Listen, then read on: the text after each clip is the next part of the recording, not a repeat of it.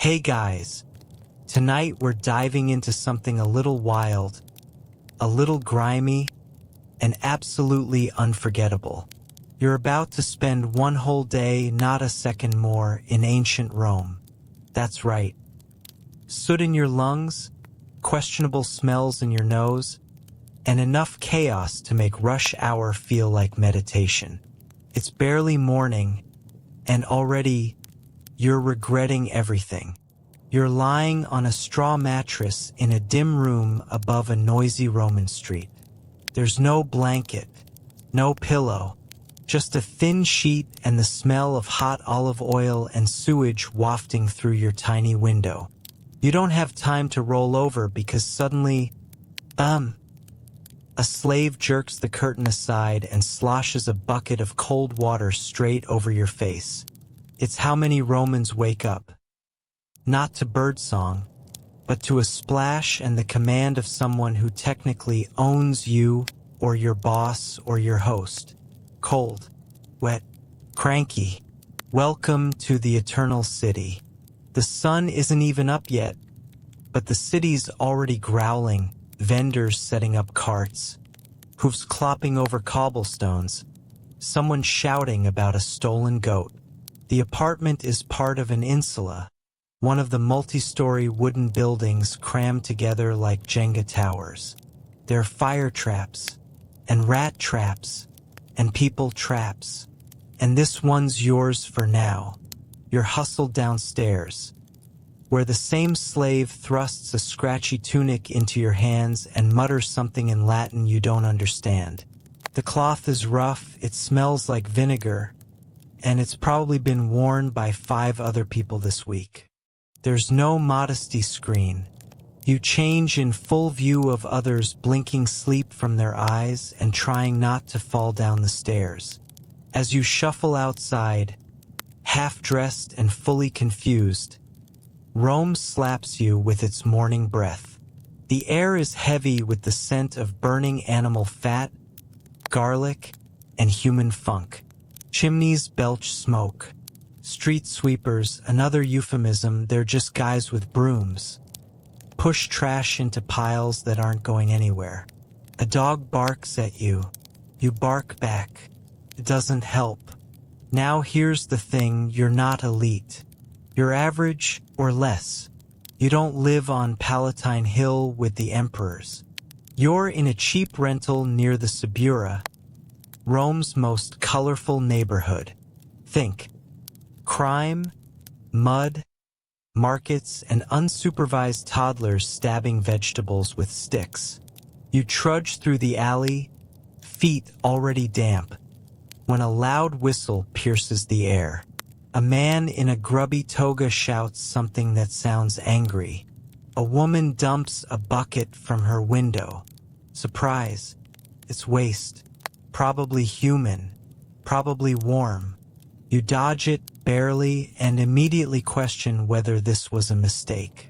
It's around now that you start to remember. There's no real concept of personal space in ancient Rome. If someone wants to get by, they'll shove you. If you look wealthy, don't worry, they might rob you. Historians still argue whether daily life in Rome was more dangerous for the poor or simply a non-stop endurance test. You're quickly forming an opinion. By the way, the slave who woke you, he's probably not Roman. Most slaves aren't. He might be Greek, Syrian, North African, anyone conquered and unlucky. Some are teachers or doctors. Some are rowers or field hands.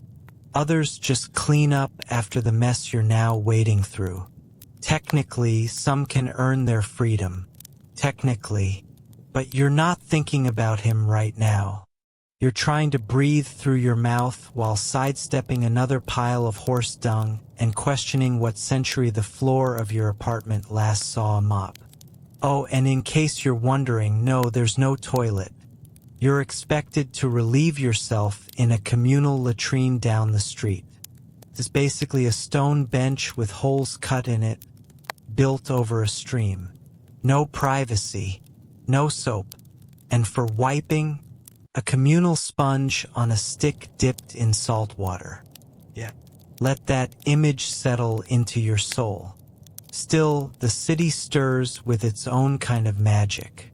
The streets are narrow, but between the grime and shouts, you catch glimpses of frescoed walls, open-air markets, and glimpses of sun striking the marble of distant temples. Despite yourself, you feel it. This place has power, the kind that swallows people whole. By now your stomach is grumbling, but breakfast in Rome is underwhelming. Unless you're rich, you're not. The first meal of the day is stale bread dipped in watered-down wine. No eggs, no bacon, no coffee, just teeth-breaking crusts and the faint taste of sour grapes. Still, you chew, or at least try. Your jaw gives up before your hunger does. Someone nearby is gnawing on a barley cake and humming. Someone else is loudly hawking pickled fish. You wrinkle your nose. The fishmonger sees your face, laughs, and shouts something probably insulting. He offers you a dried squid for free. You politely decline. He throws it anyway. It hits your shoulder with a slap and falls to the street, where it is immediately claimed by a cat that looks like it's seen things. A shout goes up from the next alley. 2 kids are chasing a chicken. A woman screams, either at them or at the chicken, unclear. A group of young men in short tunics rush past, laughing, eyes wild. Are they drunk? Still drunk? Hard to tell. You round a corner, and suddenly you're nearly trampled by a wagon pulled by snorting oxen. The driver is screaming at everyone to move. He's not slowing down. You jump into a doorway just in time. Someone inside the building throws an empty amphora at him. He cackles. You're just reevaluating every life choice that led to this. And it's only been, what? Maybe an hour since you woke up. So, before you get comfortable, take a moment to like the video and subscribe, but only if you genuinely enjoy what I do here. Let me know in the comments where you're watching from and what time it is in your corner of the world. Now, dim the lights. Maybe turn on a fan for that soft background hum. And let's ease into tonight's journey together. And with that, you're off. Rome has grabbed you by the tunic and flung you into the day. Next stop, breakfast. You wish it were pancakes. You're still chewing that chunk of yesterday's bread like it's made of bricks when a guy sidles up next to you at the corner and offers you something that looks vaguely edible. Pulse, he says proudly, as if he's just handed you a gourmet dish. You stare down at the lump in your hand. This porridge, sort of a gritty mix of grains, water, and a hint of despair. You give it a bite. It's warmish, blandish, slightly chalky. You swallow because you're not a quitter. This is the Roman peasant's breakfast. No poached eggs, no citrus slices, and definitely no oat milk lattes. Unless you're one of the few lucky elites lounging on the Palatine Hill, your morning menu is carbs, and a whisper of mold.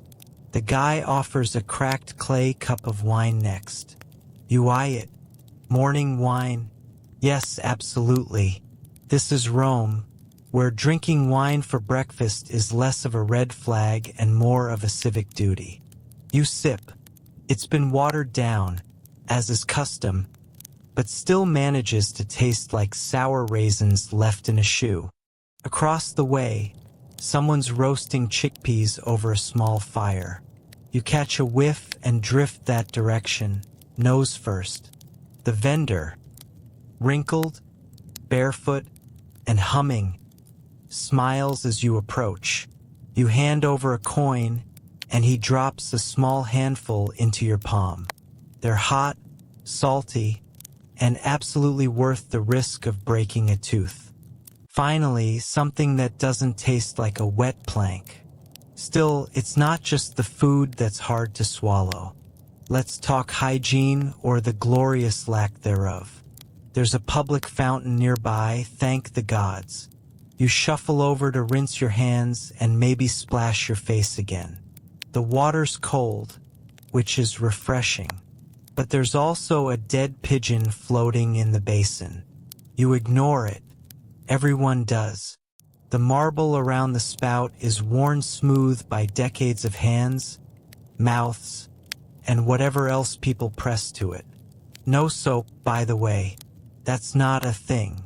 If you're lucky, you'll find someone selling a sludgy mixture of animal fat and ash that passes for cleansing paste. But mostly, Romans rely on water and wishful thinking. A whiff of perfume or a sprinkle of saffron might help you smell less like you've been sleeping in a cheese cave. Historians still argue whether most Romans truly stank by our standards, or if the sense of the city just dulled everyone's senses to the point of mutual resignation. You look around. Some people clearly make an effort. A young woman adjusts her hair, combed and twisted neatly, with a touch of kohl under her eyes. She wears a modest tunic and a faint scowl. She sees you watching and narrows her gaze, probably wondering why you look like you wrestled a pig for breakfast. Back near your insula, an older man is already elbow-deep in a tub of garum. Oh, garum, the pride of Roman cuisine and the terror of modern noses. It's a fermented fish sauce made by packing anchovies into clay pots, letting them rot in the sun, and straining off the liquefied remains. The result? A condiment so pungent it could wake the dead and clear a room, or an arena. And yet, Romans put it on everything. Chickpeas? Garum. Bread? Garum. Fruit? Why not? It's their ketchup, their soy sauce, their secret weapon in the eternal battle against flavorless food. You try a chickpea dipped in it. You immediately regret it. It tastes like someone put a sardine in a blender and microwaved it for 3 days. The man notices your expression and chuckles. Acquired taste, he says, or maybe just grunts approvingly. As you move through the market, a rooster struts across your path, completely unbothered by the crowd. No one stops him. He's probably a regular. A nearby child throws a cabbage leaf at him. He retaliates by pecking a sandal. You spot a man selling what look like donuts, scriblata. They're deep-fried dough balls drizzled with honey. Your eyes light up. You hand over a coin and take a bite. It's glorious. Sweet, chewy, and possibly the first joy of the morning. But even that comes with caveats. The oil it's fried in may have been reused for days, maybe weeks. Let's not ask. A fringe fact for you: some Roman recipes call for ingredients like silphium, a plant so popular it was harvested to extinction. Think of it as their culinary unicorn. Historians still debate exactly what it tasted like or whether it had actual contraceptive properties, as some ancient texts hinted. All you know is you won't be tasting it today, or ever. You're done eating now. Not full, but done. Your stomach has adjusted its expectations. You wipe your hands on your tunic and immediately regret that too. The fabric's rough, unwashed, and now lightly garum-scented. A nearby vendor tries to upsell you a bronze toothpick. You pass.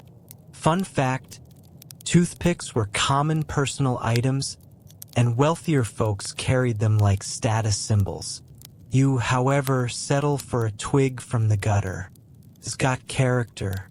Suddenly, there's a commotion behind you, 2 men shouting. They're arguing over a loaf of bread that looks older than both of them combined. A third guy steps in to mediate, and you realize he's holding a goat by a leash. The goat bleats.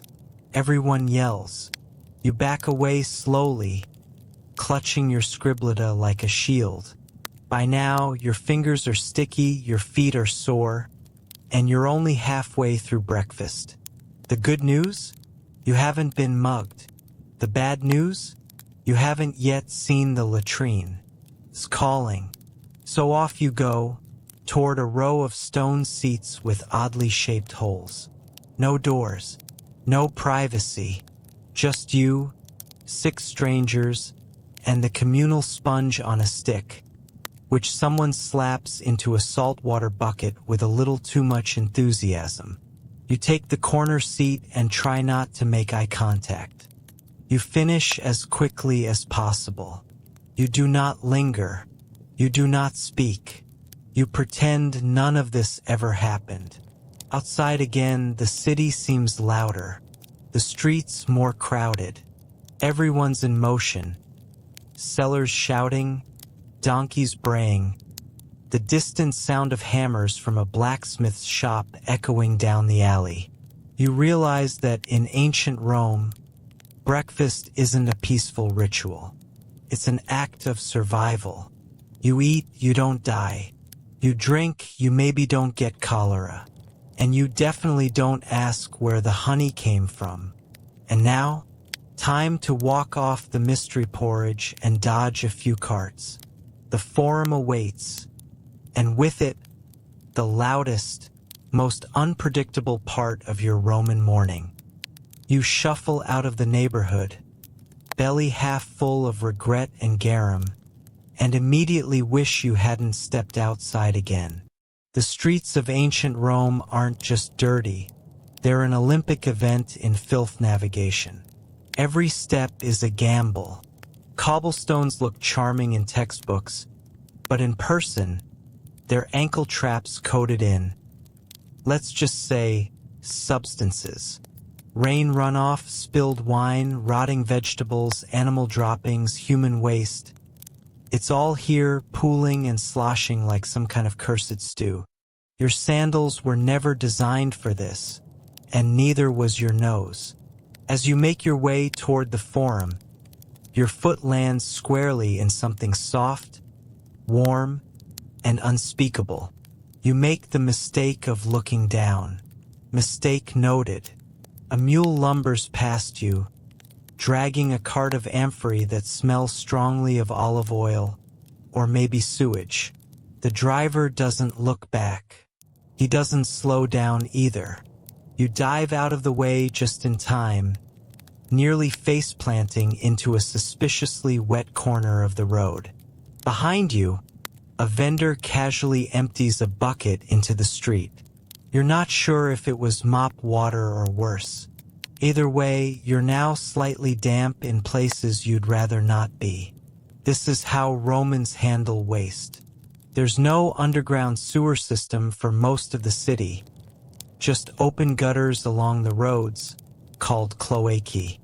In theory, they carry filth away. In practice, they just redistribute it creatively. Some wealthier homes have pipes that connect to public drains, but for everyone else, it's chamber pots and windows. The official advice? Yell before you dump. Most people skip that part. You pass a communal fountain, where someone's trying to wash their tunic in the same basin others drink from. It's a scene. A dog is barking at a cat, the cat is hissing at a rat, and the rat is just too tired to care. Historians still argue whether daily Roman street life was more chaotic or just constantly on the verge of complete collapse. You lean toward the latter. There's also the smell. Not just one smell, many. A bouquet of odors, if you will. Fish sauce, wet wool, charcoal, something metallic, something floral, something that might once have been food. It's overwhelming. You breathe through your mouth only to remember how that worked out last time. A man bumps into you as he passes, mutters something vaguely insulting, and keeps walking. You instinctively check your belt. Your purse is still there. Good. Pickpocketing is a sport here. Popular. Competitive. Highly skilled. The elite have bodyguards. You have paranoia. Up ahead, a boy, maybe 12, holds out a tray of fried mice on skewers. You smile politely and keep walking. He follows for 3 blocks, chanting tasty, tasty, until finally peeling off to chase a richer mark. On the bright side, the architecture is stunning. Even through the muck, you can't help but admire the towering columns, intricate mosaics on shop signs, and crumbling grandeur of the temples looming in the distance. Every surface tells a story, even if that story is mostly about mildew and erosion. You pass by a wall covered in graffiti, not the spray paint kind. These are etched into the plaster, scratched by styluses or carved with nails. Some are political, some are love notes, some are deeply inappropriate. One simply reads, "Marcus stinks." A classic. This kind of urban artwork is everywhere. Messages to the gods, jokes about senators, doodles of gladiators. Some scholars think of Roman graffiti as the original social media, loud, public, and deeply chaotic. And much like modern comment sections, not always safe for work. Suddenly, a man starts shouting from a wooden crate. He's dressed in mismatched linens and gesturing wildly at the sky. A few people stop. You catch the words Jupiter and Doom and decide to keep walking. Street preachers are common, and not all of them are sober or entirely clothed. You're now at a crossroads, literally. The Compitum, where 4 streets meet. At the center is a small shrine to the Laras, the household gods who supposedly protect the neighborhood. Fresh wreaths are draped on the little altar, and someone's left an offering. A crust of bread and a silver coin. You eye the coin, so does a passing child. You both pretend you didn't. There's a crash up ahead. A cart has toppled, spilling crates of dates and pomegranates into the road. People immediately descend like seagulls, grabbing whatever they can before the driver can shout them away. You hesitate, then snag a pomegranate. It's surprisingly heavy. You take a bite, seeds crunching between your teeth, juice running down your chin. Finally, something sweet. You're getting closer to the Forum now. The buildings get grander, the crowds thicker. Still, even here, the road remains a minefield of refuse, stray animals, and occasional limbs of napping drunks. You step carefully. A man hawks sandals from a stall, holding up one with a dramatic flourish. Waterproof, he claims, as if that's a thing. You lift a foot, soaked and squelching, and raise an eyebrow. He laughs. Mostly waterproof, he amends. You keep walking. Somewhere, a musician plays a mournful tune on a tibia, a kind of Roman flute. It's oddly beautiful, haunting even, until he interrupts himself to yell at a thief stealing his bowl of figs. The thief runs. The music resumes slightly faster now. You pause near a statue of Caesar, pigeons perched on his head, and wonder how many togas he'd burn if he saw the state of the city today. Probably all of them. A group of tourists, yes, tourists existed, wander by, speaking Greek and pointing at the monuments. One of them sneezes violently. His friend mutters a blessing. Or a curse. Hard to tell. As you cross one final, slippery patch of street, a man in a soiled toga barrels past, knocking you sideways. You stumble into a passing donkey. The donkey does not care. You catch your balance, barely, and look up to see the edge of the forum. Massive columns. Stairs wide enough for chariots.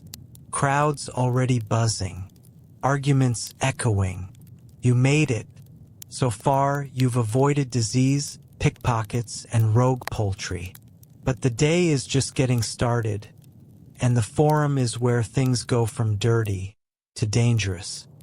You step into the forum, the heart of the city, the great marble-clad madness of ancient Rome, and immediately feel small. Not just physically, though the buildings loom like gods, but existentially. This isn't a space made for relaxing. This is where politics, business, religion, gossip, and very loud arguments all happen at once. It's like stepping onto a game show where everyone forgot the rules and most of the contestants are armed. You're jostled almost instantly. A pair of senators in snowy white togas sweep by like Roman royalty, ignoring everyone in their path. Their red-edged garments practically shout, "I'm important and vaguely corrupt." You try not to make eye contact. You've heard the stories. Some of these guys poison relatives before breakfast and argue about road taxes after. To your left, a group of merchants is screaming about olive oil prices. To your right, a stoic philosopher is ranting about virtue and mortality to anyone who'll listen, which is currently 0 people. And in the middle, a man dressed in too much gold is juggling flaming torches. You're not sure whether to clap or call the fire brigade, though Rome doesn't really have one, unless you count slaves with buckets. This is daily life in the forum. Politics in the basilica, justice in the courts, whispers under archways, and a whole lot of spit flying through the air. You keep your mouth closed, just in case. The air hums with voices in Latin, Greek, Egyptian, and the universal language of shouting. Every stall you pass smells like ambition. Overripe fruit, melting wax, parchment, unwashed humans, and hope. You pause by one vendor selling amulets.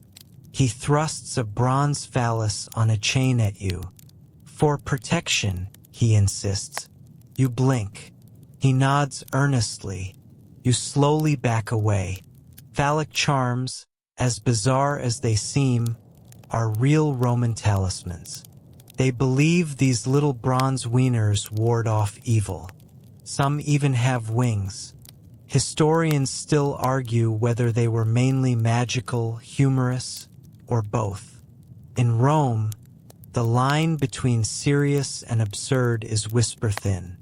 You're drawn toward a crowd gathered around a wooden stage. A street performer in a tunic performs a crude impression of a well-known senator, mimicking his stutter and belly at once. People laugh. You laugh. Then the crowd suddenly hushes as a man in armor approaches. A lictor, one of the magistrate's bodyguards. The performer stammers mid-joke and scurries away. Everyone pretends they were just enjoying the weather. You start noticing more lictors nearby, tall, stone-faced men carrying fasces, bundles of rods symbolizing Roman authority. These are the muscle behind the law, and they have 0 interest in your well-being. Someone calls out prices for Syrian silk. Another peddles Gallic wine. A child runs past with stolen figs. No one bothers to chase him. Theft is rampant here, and unless you're a senator's cousin or can afford a bribe, justice tends to move slower than a wounded turtle. You edge past a group of orators debating at the rostra, the speaker's platform. One man's voice rings out about grain shortages, accusing another of hoarding supplies. A woman nearby mutters, "He's just mad he didn't get paid off." You're starting to realize Rome isn't run by laws. It's run by favors, fear, and really loud voices. Your stomach turns again. Not from hunger, this time it's nerves. You've heard about the comitia, the voting assemblies. Technically, all male citizens can vote. But in practice, your vote depends on status, birth, and how much you can afford to bribe the right people. It's democracy with a twist of inequality and a splash of nepotism. A man in a dusty toga waves a wooden tally board. He's organizing citizens for a vote. You approach, but he eyes your tunic and sandals, then quickly looks away. You've got non-elite written all over you. You drift past the Temple of Saturn. Its high steps swarmed with tax collectors. People line up to pay or plead. One guy slips a purse to the clerk and walks off smiling. Another gets smacked with a stylus for not having the right document. You clutch your own meager pouch tighter. The sun climbs higher, heat radiating off the stone. You duck under the portico of the Basilica Julia for shade. Inside, a trial is in session. A toga-clad lawyer waxes poetic about some property dispute. You're pretty sure he just quoted a Greek philosopher to sound smart. The judge yawns dramatically. Justice here depends on clever words, connections, and who's greased whose palm that week. Outside, a man stumbles toward you, clearly drunk on too much pasca, a sour wine vinegar drink for the lower classes. He smells like regret and raw onions.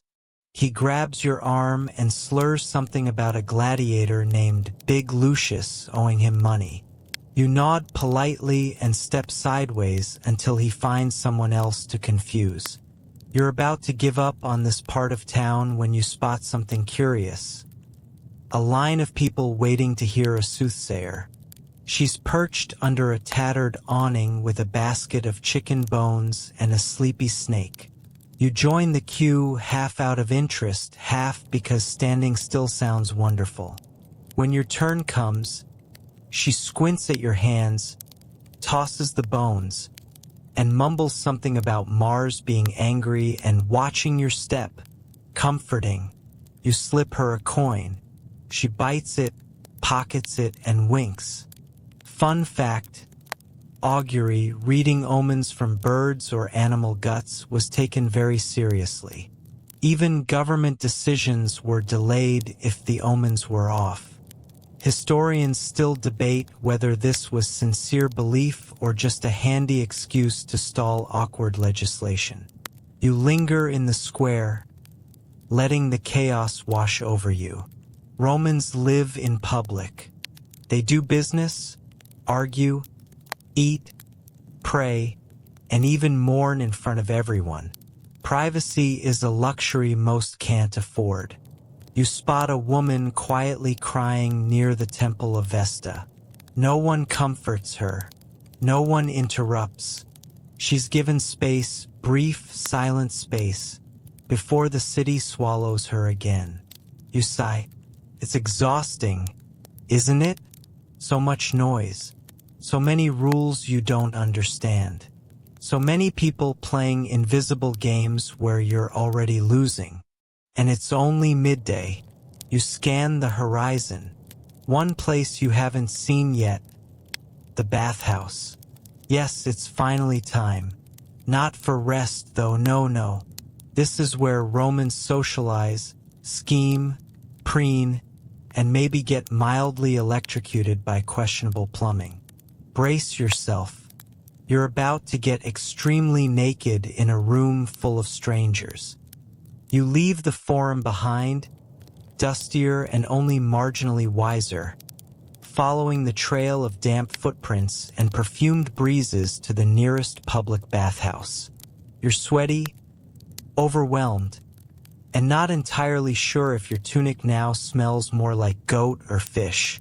Either way, you're due for a scrub, and in Rome that means thermi. As you arrive, The building looms like a temple. Massive arched doorways, red-tiled roofs, and columns that look far too clean for a city otherwise obsessed with grime.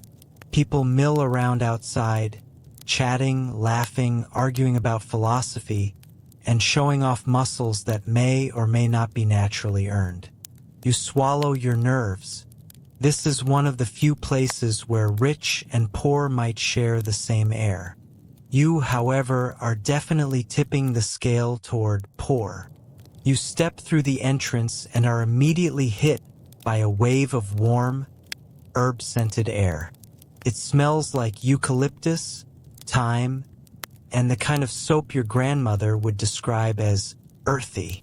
A slave hands you a token, your entry fee. Cost a couple of coins, not much, but enough to remind you that even cleanliness has a cover charge in this city. Stripping happens fast. Too fast. You're suddenly in a room full of very naked Romans who are alarmingly confident about it. Your own body, which felt fine an hour ago, now seems pale, lumpy, and suspiciously unoiled. Romans love oil. Love it. Forget soap. They slather themselves in olive oil, then scrape it off using a curved metal tool called a strigil. It's like a combination body lotion and exfoliating nightmare. You grab a pot of the cheapest oil you can find, something between cooking grease and perfume. Smear it across your limbs and join the others shuffling toward the tepidarium, the warm room. The tepidarium feels like the inside of a warm loaf of bread. Moist, comforting, and faintly yeasty. Light filters through the ceiling's oculus in golden shafts, highlighting the steam dancing in midair. You sink onto a stone bench, sighing. For the first time all day, you're not moving, sweating in panic, or dodging rogue geese. This is nice, until the guy next to you sneezes directly onto your shoulder. You ease away discreetly, pretending you're deeply interested in a crack in the wall. Public health isn't exactly a Roman concern. Communal bathing is normal, and so are shared strigils, foot sponges, and gossip. Germ theory won't exist for centuries. If anything, you're encouraged to relax even when someone next to you is coughing like they've invented tuberculosis early. You shuffle onward into the caldarium, the hot room. And by hot, we mean sauna on Mars hot. The floors are heated from below via a genius system called the hypocaust, where slaves keep fires burning beneath the building to warm the floors and walls. It's clever, it's efficient, and it's absolutely roasting. You tiptoe across the floor, yelping softly as your soles make contact with the warm tiles, and join a dozen sweaty strangers in a fog-thick room that smells like citrus, pine resin, and ambition. One man is massaging another with olive oil while reciting lines from Virgil. A pair of women, yes, this is a co-ed bath, at least for now, are arguing over which gladiator is the most handsome. You contribute nothing. You're too busy trying not to pass out. You mimic the others, dousing your body in more oil, then scraping it off with a strigil. Sounds easy. It's not. The tool is cold and slightly sharp, and the goo you're scraping off is, well, it's basically body soup. A horrifying blend of sweat, dirt, oil, and ambition. A slave offers to help. You decline politely but firmly. Historians still argue whether these public baths were more about hygiene or social maneuvering. It's probably both. Romans came here to unwind, sure, but also to show status, secure deals, and pick up gossip. One popular senator was said to spend 4 hours a day in the baths, mostly talking. His skin, pristine. His secrets, not so much. Eventually, you can't take the heat. You shuffle out, dizzy and slightly marinated, into the frigidarium, the cold plunge pool. You've been dreading this. Your foot dips in. It's freezing, arctic, inhospitable. You yelp. A teenager nearby laughs. First time? He grins. You nod. He shrugs. Just jump. It's worse if you think about it. You don't jump. You inch and scream internally as the icy water hits your thighs, then chest. Then you sink in fully, gasping like a fish pulled from a market stall. Your skin tightens, your muscles rebel, but your mind, clear, cleaner than it's been all day. You float for a minute, staring up at a domed ceiling painted with stars and hunting scenes. You realize something weird. Despite the danger, the noise, the literal flaming garbage outside, this society has its peaceful corners. Then someone cannonballs in next to you. Moment over. You emerge, dripping and slightly traumatized, to find a towel handed to you by a bored attendant. It's more of a large napkin, really, but you make do. You dry off, redress, and head toward the exit, where a crowd of fresh bathers is arriving. They look at you like you look at someone exiting a roller coaster, with judgment and dread. Before you leave, you pass through the palestra, the gym. Men wrestle in loincloths, oiled and glistening like angry sardines. A few are lifting stones or swinging kettlebells made from solid lead. You avoid eye contact. The last thing you need is to be challenged to a sweaty duel. You leave the bathhouse feeling weirdly refreshed, a bit cleaner, a bit more alert, also slightly greasier, but you'll take it. The warmth, the rhythm, the ritual, it's kind of soothing. You can see why Romans come here daily. Still, the day isn't over. You've survived food, filth, and flaming social politics. Now it's time for entertainment. And by entertainment, we mean possibly the bloodiest afternoon you'll ever witness. You're heading to the arena next. Your body's still tingling from the bathhouse plunge when you hear the distant roar, like thunder wrapped in violence. It vibrates through the stones of the street and up your legs, a pulsing energy that makes you feel something primal. That's the sound of the Colosseum waking up, or more accurately, thousands of Romans screaming for someone to bleed. You follow the crowds moving like a human river through alleys and open plazas, all flowing toward the iconic beast of stone and arches. The Flavian Amphitheater, Colosseum to us, but not officially named that yet, is bigger than anything you've ever seen. Its walls are layered with arches and faces, its size unnatural.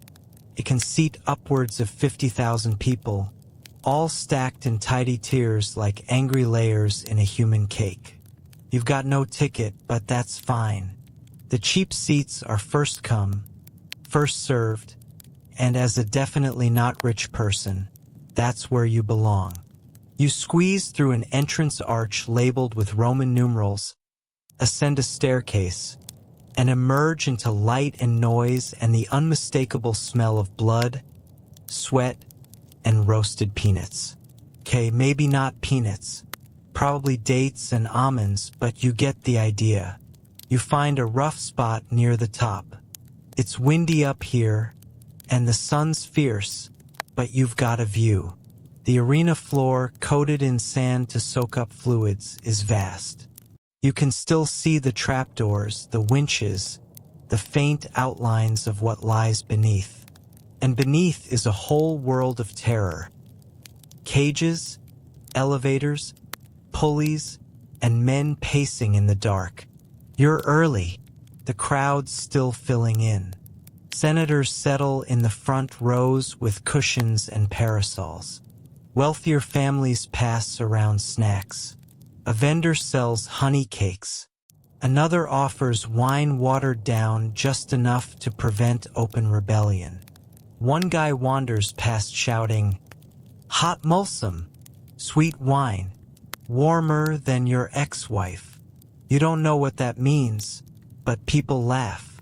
Then a horn blasts. You jump. The show's starting. The emperor's box is empty today. He's not in town, but a local official stands in for him. He rises, raises his hand, and the arena falls silent. Even the birds stop flying. First up, venations, animal hunts. Huge iron gates creak open, and from beneath the arena floor, chaos erupts. Boars charge into the open, eyes wild, tusks gleaming. Dogs bark from behind iron cages. Archers take positions. One hunter in a leopard skin cloak raises a trident. He looks like he's posing for a fresco. A tiger bolts across the arena, spotted for rippling. The crowd gasps, pounces on a stag, claws flashing. Blood spatters the sand. Someone near you cheers so hard they drop their lunch. And you flinch. It's hard to watch. Beautiful, savage creatures dying for applause. But the Romans, they love this. It's not just sport. It's demonstration. Power over nature. Control over chaos. Bread and circuses, right? Keep the mob entertained, and they'll ignore the rot underneath. You swallow hard. This is only the opening act. A lull. Workers sweep the floor, dragging carcasses away like stagehands after a messy magic trick. They reset the sand. Meanwhile, jesters and clowns tumble through the aisles for laughs. One wears donkey ears and pretends to fall asleep on a lion pelt. People laugh. You force a smile. Then the gladiators. You hear them before you see them. The clank of armor. The rhythmic stomp of boots. The deep chanting from below. When they emerge, the roar from the crowd nearly knocks you off your bench. There they are. Muscle and metal. Painted shields, shining helmets. Some wear heavy armor, others almost nothing at all. Each style has a name. Murmillo, Retiarius, Secutor, Thraex. Different weapons, different tactics, different chances of survival. You spot one fighter with a trident and net, the Retiarius. He looks light, fast, dangerous in an eel-like way. Another towers with a massive curved sword. His helmet hides his face. They salute the official with the words, "Morituri te salutant." Those who are about to die salute you. A chill creeps down your spine. Then the clash. It's fast and brutal. Shields slam. Sand flies. The trident slices through the air, missing by inches. A sword glances off armor. A net tangles legs. The fighters grunt, strain, bleed. They're not just performing, they're surviving. One falls disarmed and on his knees. The crowd screams for judgment. The official raises a hand, thumb out horizontal. Historians still argue whether the thumb went up or down to signal death. Some think thumbs up meant mercy. Others say it meant a sword in the throat. Today, the official turns his hand down. The crowd yells in delight. The victor finishes it cleanly. The loser doesn't scream. Or maybe the crowd drowns it out. You feel sick again. But the people around you cheer like it's the Super Bowl. Kids wave tiny wooden swords. A man behind you shouts, "Should have trained harder." Gladiators are slaves, mostly. Prisoners, condemned criminals, or captured soldiers. But some are volunteers, octorati, who sign up for glory or money. It's weirdly prestigious. Some fighters become stars. Women fall in love with them. Merchants name sausages after them. One famously retired after winning 50 matches and opened a wine shop. Legend. You're beginning to see the twisted appeal. It's not just violence, it's theater. And these fighters? They're actors, dancers, warriors, risking everything for a brief burst of fame. Still doesn't make it less horrifying. The last match ends with both fighters alive. Barely. The crowd's mood dips slightly, like they were hoping for just one more fatality. You're ready to leave. Your senses are fried. Your heart's been kicked around like a political scandal. But before you go, you look down once more at the arena floor, stained red and gold in the fading sunlight, and realize, this is Rome. Spectacle over safety. Bread before morals. A city where life is cheap and death is entertainment. You shuffle back into the street, ears ringing, mind spinning. How do Romans unwind after a blood-soaked afternoon? Simple. They throw a dinner party. And guess what? You're invited. You stagger away from the Colosseum like someone who's just witnessed a hurricane wearing gladiator sandals. You're sweaty again.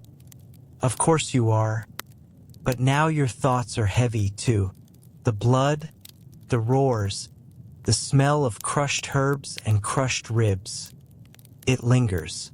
And yet, somehow you're still hungry. Your body wants food. Your brain wants therapy. Instead, you're going to a dinner party. You've managed to snag a last-minute invite to a cena, an evening feast hosted by a minor Roman official who either pities you or assumes you'll be amusing. Either way, you're grateful. It's an actual Roman dinner, and you're about to see how the elites unwind after a day of empiredy and casual carnage. The domus, or townhouse, is stately but not massive. Still, it's worlds above the insular slums you barely survived earlier. Its mosaic floors glimmer in candlelight. Incense coils lazily in the air. Frankincense, myrrh, and something else that smells suspiciously like burnt sugar. Slaves in neat tunics open the doors and usher you inside. One offers to wash your feet. You hesitate, then nod. It's not every day someone cleans your toes like they're state property. You're led to the triclinium, the formal dining room. 3 long couches form a U around a low table.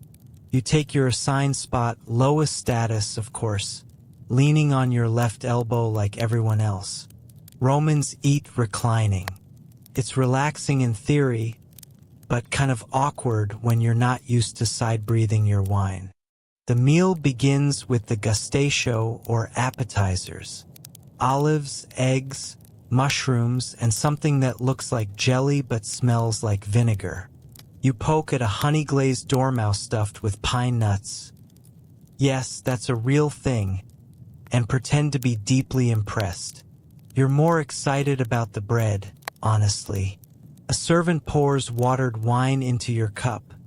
Strong alcohol is frowned upon here, and you sip cautiously.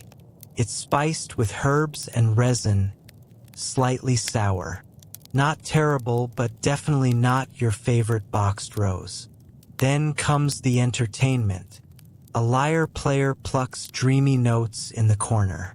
A poet recites something melancholic about lost love and burning ships.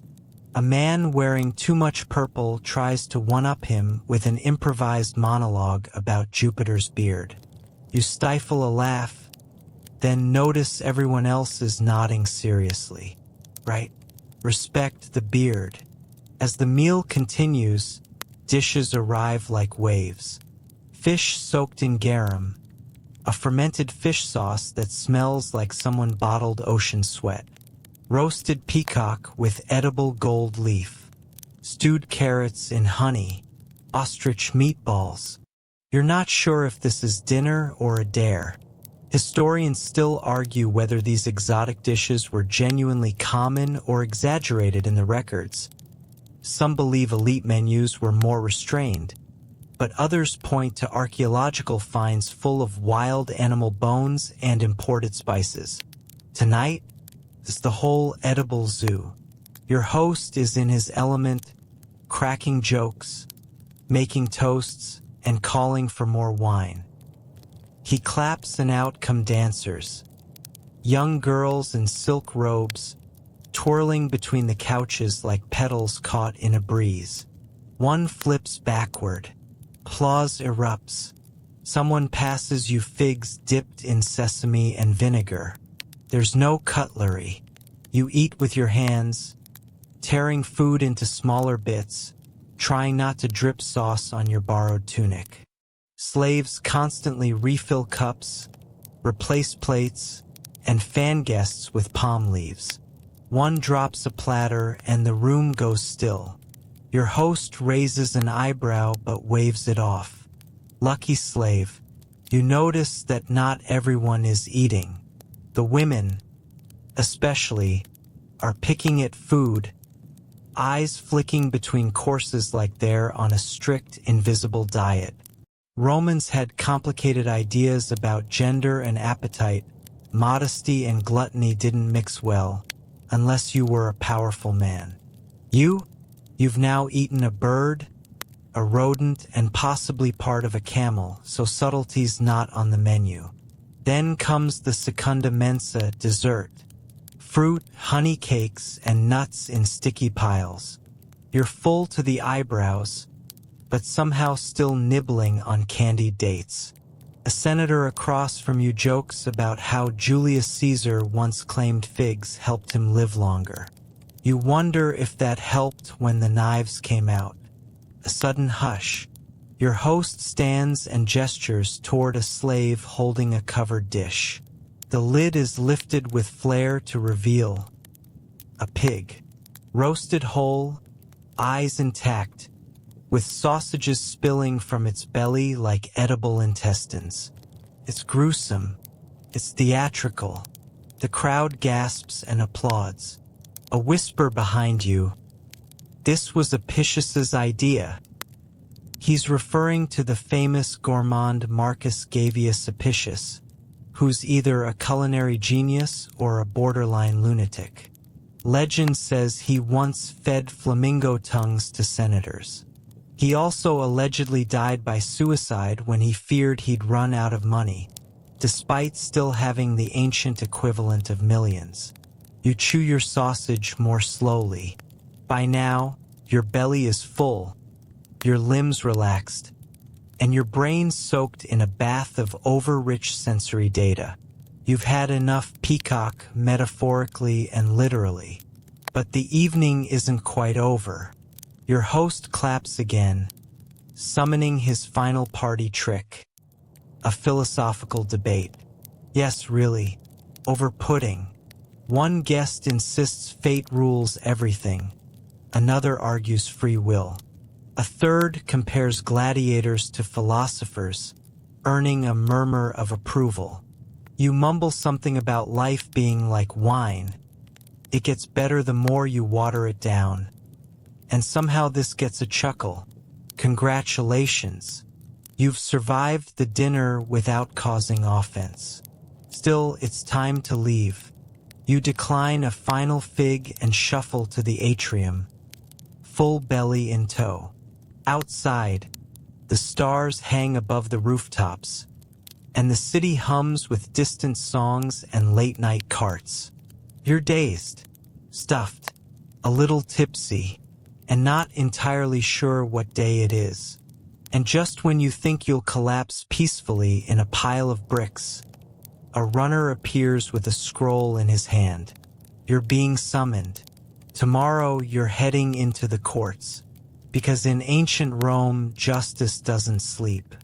And apparently neither do you. Your skull feels stuffed with honeyed wine and peacock feathers as the dawn begins to press through Rome's narrow streets. You haven't slept, of course you haven't. Rome doesn't care about your comfort. The streets are already awake with cartwheels, hawkers yelling about olives, and a goat screaming in what feels like emotional protest. Your summons was no joke. You're expected at the Basilica for a court appearance, not as a defendant, thank Jupiter, but to observe. You were lucky enough or unlucky enough to impress someone at dinner last night, and now you're tagging along with a minor magistrate for a look at Roman justice up close. So, you trudge through the forum, still sticky from your sugar coma, and enter the Basilica Julia, one of the grand law courts nestled right between temples and markets. It's not a church basilica, that meaning comes later. Here, it's a massive open hall with columns that rise like petrified giants and marble floors so polished you feel slightly embarrassed by your own dusty sandals.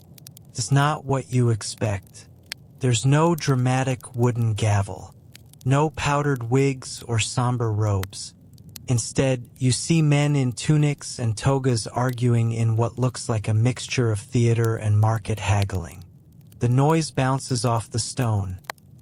Insults, legal jargon, Latin so fast it sounds like someone's testing the speed of language. Your host, the magistrate, whispers explanations. Roman courts aren't run by judges in the modern sense. They're overseen by praetors who manage procedures, but the decisions often come from juries of citizens. Wealthy ones, mostly. Justice, like everything in Rome, has a price tag. The case being heard today? Property dispute. Two men, both clearly rich enough to afford lawyers, are arguing over the rightful ownership of a villa in the hills. One claims inheritance. The other claims fraud. Their advocati, early versions of lawyers, launch into spirited arguments full of rhetorical flair. One even cries, possibly for effect. You wonder if Roman legal school includes acting lessons. Suddenly, the mood shifts. Another case is brought forward. This time, it's criminal. Theft of temple offerings. A serious charge. The accused is led in wearing simple clothing, eyes downcast. The prosecutor doesn't just argue the case. He turns it into a performance, referencing old laws and sacred rites. It's more Shakespeare than Law and Order. Historians still argue whether these trials were genuinely fair or more of a rich man's arena. Many point out that while laws were extensive, enforcement was inconsistent, and bribery was as common as basil. The 12 tables, the core of Roman law, offered some protections, but if you lacked wealth or connections, good luck finding justice, especially if you were a slave. Speaking of which, slaves weren't allowed to testify under oath, unless they were tortured first. You gulp. That's not a legal gray area, that's a bloodstain. The crowd in the basilica shifts again. People come and go. Some lean against columns and whisper about the case. Others just seem to be here for the drama. Trials in Rome are public and popular. Think, Judge Judy meets toga party. A new trial begins and this one grabs you by the collar. It's about poisoning. A young woman is accused of killing her husband with doctored wine.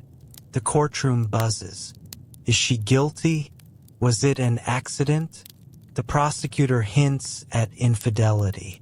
The defense brings up her reputation, too refined, too educated, possibly too independent.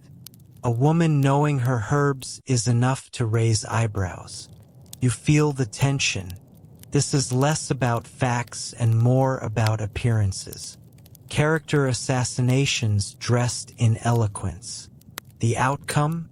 The jury hesitates. Then a decision, exile. Not death, not acquittal, just gone. Shipped off to an island.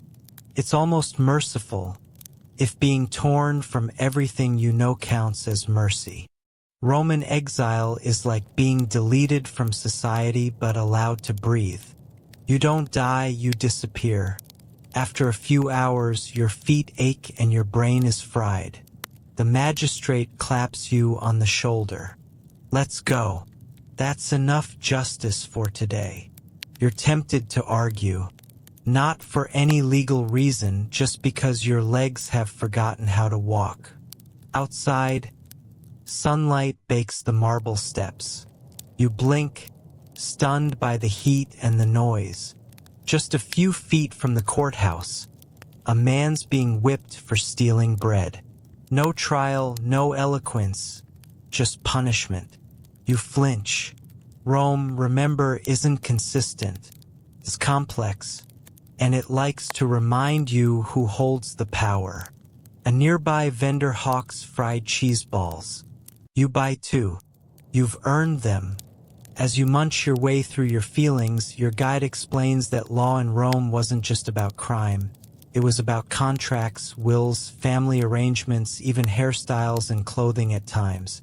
You could sue someone for ruining your reputation, or for not repaying a loan, or for touching your doorpost improperly, which feels oddly specific. Rome was obsessed with order, but only the kind that helped the top stay on top. The poor, their justice was usually poetic, not legal. You're about to ask more when a shout erupts from the edge of the forum. A man runs, chased by two others. He's caught, punched, dragged. Someone yells, "Thief!" No magistrate appears. No court gathers. Just fists and sandals. You step back. You've had your fill of Roman justice. And yet, as you wander away, you realize something bizarre. For a system built on chaos, cruelty, and classism, it still kind of works. Rome survives not because it's fair, but because it never sleeps. And you're still not off the hook, because your host has one more surprise. You're heading to the countryside to visit a Roman villa. And trust me, it's not the chill vacation you're picturing. You wake up in a wooden cart. Your head is resting against a bundle of hay, and a goat is staring at you with mild judgment. That's because sometime in the blur of yesterday's courtroom drama and fig-fueled existential dread, your host announced, with the enthusiasm of someone sharing a secret spa retreat, that you'd be accompanying him to his villa rustica in the countryside. "You'll see the real Rome," he'd said. What he didn't say is that it would involve rattling over dusty roads for hours at the mercy of a driver who seems to believe potholes are a form of divine intervention. Your travel companion is already awake, humming to himself while nibbling on dried dates. He explains the trip like this. Roman landowners often spent time managing their rural estates, especially if they wanted to keep their social status and their profits intact. Farming may seem simple, but in Rome, agriculture is a business empire of its own. And your host? He's got olive trees, grapevines, and enough wheat fields to bake bread for a small legion. As the city fades behind you, the scenery shifts. Flat stretches of farmland, dotted with cypress trees and occasional herds of sheep. Villagers walk barefoot, tending to crops, leading oxen, and giving your cart a wide berth. You get the feeling they know better than to ask questions. Eventually, you arrive. The villa isn't luxurious by city standards, but it's still impressive. Stone walls, tiled roof, and a courtyard shaded by fig trees. Chickens scratch the dirt. A pair of slaves are already unloading supplies. One is missing an ear. You don't ask why. Inside, you're shown a guest room with a straw mattress and a small table. There's no mosaic, no marble, just functionality. This is the working villa, not the showy one he trots out for wine-fueled poetry nights. The air smells different here, damp soil, crushed herbs, manure. You breathe it in, half expecting your lungs to reject it. But it's kind of refreshing if you ignore the goat droppings. Your host wastes no time. "Let's walk the property," he says, already halfway out the door. You follow him through rows of olive trees, their silver-green leaves shimmering. Slaves are shaking branches with long poles, catching olives in netted cloth. One sneezes and keeps going. There are no breaks during harvest. He explains the basics. Olives are pressed into oil, a staple in Roman life used for cooking, lighting, even cleaning. Wine, meanwhile, comes from the vineyard behind the hill, where slaves stomp grapes in massive vats while singing off-key. You try not to laugh when one slips. Historians still argue whether Roman villas were primarily self-sufficient or more dependent on trade, especially for luxuries. Some argue they were local economies in miniature. Others suggest they were prestige projects that cost more to run than they earned. Your host seems to think he's the next Cato the Elder, famously obsessed with farming manuals and scolding lazy slaves. Speaking of which, discipline here is brutal. A man tied to a post is being whipped for spoiling the bread. Your host calls it unfortunate but necessary. You call it horrifying. And yet, life continues. Slaves plow fields, maintain irrigation ditches, and rotate crops based on the Roman agricultural calendar. There's a rhythm to it if you squint past the oppression. At lunch, you're given coarse bread, olives, cheese, and a watered-down jug of local wine. It's rustic but honest. No gold leaf pig today, just a fig, fresh off the branch. A local steward arrives to give a report. Grain yields are down. A tool shipment was delayed. The oxen are sick again. Your host listens, grimaces, and issues orders with a flick of the hand. You watch how efficiently the machine runs. No democracy here, just hierarchy and fear. There's a quirky moment when he introduces you to his prized rooster, whom he claims has crowed precisely at dawn for 6 years without fail. You suspect that's more myth than poultry science, but nod politely. Romans were obsessed with omens and animal behavior. Everything from chicken pecking patterns to how pigs twitched could determine state decisions. You're told that tomorrow, a villa inspection will take place. That means your host has to check his wine fermentation process and review the ledgers with his accountant. You volunteer to help, hoping to stay away from whip range. As the sun lowers, you sit beneath a tree watching shadows stretch across the fields. It's almost peaceful, until you notice the slaves don't sit down. Not even when the tools are down. They eat standing. They sleep in barns. Their silence hums louder than the cicadas. Dinner is quick barley porridge and lentils. Your back aches, your hands are sore from helping sort olives, and your tunic smells like goat spit. And yet, there's something grounding about this place. Even as the moral horror of slavery presses down on you like the wine press, you see the raw infrastructure behind Roman greatness. This is where the bread comes from. The oil, the wine, the taxes. All the marble in Rome, paid for by backbreaking labor in places just like this. And now your host has another plan. You're going on a Roman hunt. Yes, a hunt. With dogs, nets, and possibly a boar. You blink. You're sore. You're exhausted. You're about 70% bred at this point. But Rome doesn't care, and wild pigs don't hunt themselves. The next morning, your alarm clock is the sound of dogs barking. Feral, frantic barking. Like someone told them breakfast depends on violence. Which, to be fair, it might. You're up before the sun again because today you're going hunting. Not the gentle, early autumn apple-picking kind. This is Roman style. Leather straps, angry spears, and a boar that could probably knock over a chariot. You pull on a stiff woolen tunic, still damp from the previous day's sweat, and join your host and a small hunting party outside the villa. There are dogs, lean, muscular hounds trained to chase, corner, and occasionally maul. Slaves carry nets, javelins, and a small supply of wineskins. You eye the wine. Someone's going to need it. The goal today is to flush a wild boar from the woods beyond the vineyards. You ask casually if this is more about sport or food. Your host grins and says, "Both. Romans love the thrill of the chase, but boar meat is a delicacy, especially the liver."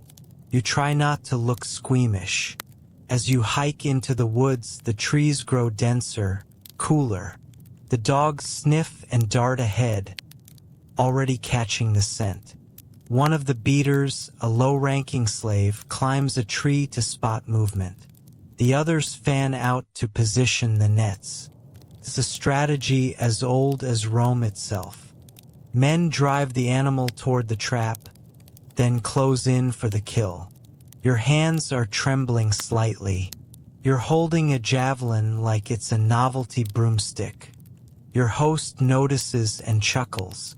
"Just aim for the heart," he says. "And don't get gored. That ruins the fun." Fun, right? Suddenly, there's a rustle in the underbrush. The dogs bark in unison. Then you see it bursting through the brambles like a hairy missile. The boar. It's enormous, tusked, and clearly furious at being woken so rudely. The slaves yell. The dogs lunge. The creature zigzags through the chaos, straight toward the net. Your host moves like a show-off gladiator, hurling his spear with practiced flair. It misses, thudding into a tree. One of the slaves throws next, better aim, but not a killing blow. The boar shrieks, blood matting its side. It barrels forward, right toward you. You freeze. Time dilates. The javelin in your hand feels like it weighs 1,000 sestertii. You throw it. Poorly. It glances off the beast's shoulder, doing more to irritate than injure. But it's enough of a distraction. Another hunter moves in from the side, landing the final strike. The boar collapses in a snorting, kicking mess. The dogs circle, howling triumphantly. Everyone cheers. You breathe again, and realize you may have peed a little. Later, back at the villa, the cook begins the boar prep immediately. You're handed a wineskin as congratulations. Tastes like vinegar and courage. As the carcass is butchered, your host explains how hunting is more than sport. It's training. Roman boys are expected to learn how to chase, kill, survive. Even emperors like Hadrian bragged about their skills in the wild. There's a kind of prestige in hunting, especially among the elite. Showing you can dominate nature, just like you dominate provinces. Historians still argue whether most Romans actually hunted regularly or if this was more of a patrician pastime. Some records suggest that in rural areas, peasants used traps and snares to catch rabbits and birds more than boars. But that wouldn't exactly impress your dinner guests. Speaking of which, dinner is a celebratory roast. The boar's leg is spiced and sizzling, served with honey dates and spelt bread. You even get a seat of honor, which, frankly, you're not sure you earned, but you'll take it. The wine flows. Stories are told. One man boasts about fighting off a bear with his bare hands. Another swears he once shot 2 deer with 1 arrow. You smile politely. You're pretty sure one of those deer was fictional. As the night deepens, your host grows more philosophical. Nature is chaos, he says, gesturing with his cup. It takes order, Roman order, to tame it. You think back to the nets, the dogs, the formation. Rome doesn't just conquer people, it conquers the wilderness. Every tree felled, every stream redirected, every wild animal hunted. It all feeds the idea that the Roman world is destined to dominate. You wonder where you fit in that system. After dessert, figs again, but you're not mad about it. You step outside. The stars here are unreal. No city smoke. Just velvet sky and crisp air and the lingering scent of boar fat. You hear someone coughing in the stables. A slave, probably trying not to be noticed. You remember the man who threw the javelin better than you. He won't get the feast. He won't get the wine. But tomorrow he'll clean the blood and reset the nets. You head to your bed, mind full of paradox. Rome is glorious. Rome is cruel. Rome knows how to make even animal violence feel like opera. And tomorrow you're heading back to the city, but not to rest, because there's something you still haven't seen. The arena. And yes, it's exactly what you think it is. You leave the villa at dawn, once again jostling along the Via Appia in a cart that seems designed specifically to aggravate your tailbone. But there's a new energy in the air today. Everyone's excited, even the driver, who hasn't smiled since you met him. Why? Because today's destination isn't another dusty farm or courtroom. Today, you're going to the Colosseum, the arena, Rome's beating, blood-soaked heart of spectacle. As the cart crests a hill, you spot it in the distance.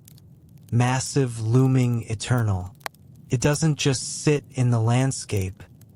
It dominates it. The Colosseum, or Flavian Amphitheater as it's properly known, is the largest of its kind, capable of holding over 50,000 spectators. Think modern football stadium, but with fewer foam fingers and more decapitations. As you approach on foot, the crowd swells around you. Vendors hawking sausages, men in togas jostling for position, kids climbing columns to peek over the heads of the masses. The mood is festive, which is strange considering you're all here to watch people and animals kill each other. Your host, who has returned to the city just for this, beams with pride. It's a gift from the emperors to the people, he says, gesturing at the arches. Panem et circenses, bread and circuses, the Roman formula for keeping the public happy, free food, free games. You realize this is Rome's version of social media, except here the algorithm is run by lions. You're ushered through the arched entrances, up the stone steps, and into the seating tiers. Placement is everything. Senators and nobles get the shady, close-up views. Women and poor citizens get the nosebleeds. You're somewhere in the middle, close enough to smell the sawdust, far enough not to be splattered. The air buzzes with anticipation. You feel it in your chest. Then the tuba sounds, a booming, brass blast that silences the crowd in a heartbeat. The games begin. First up, animal hunts. A team of hunters, dressed in light armor and dramatic plumes, enters the arena. Gates open at the far end and out charges a bear. Not a cuddly picnic basket bear. a mountain of muscle and claws, mad from days of captivity. The hunters circle, jab, feint. The bear swipes. One man goes down, leg torn open. The crowd gasps, then cheers. The others finish the bear off, but not before it crushes a shield like it's made of papyrus. You shift in your seat. It's hard to say what's more unsettling, the violence or how thrilling it is to watch. Next, exotic animals. A procession of beasts the average Roman will never see in the wild. Leopards, ostriches, even a rhinoceros. A fringe detail you weren't expecting? They sometimes dyed the animal's fur for flair. Pink lions, purple elephants. Historians still argue whether that's artistic exaggeration or if Rome had access to some very confused animal wranglers.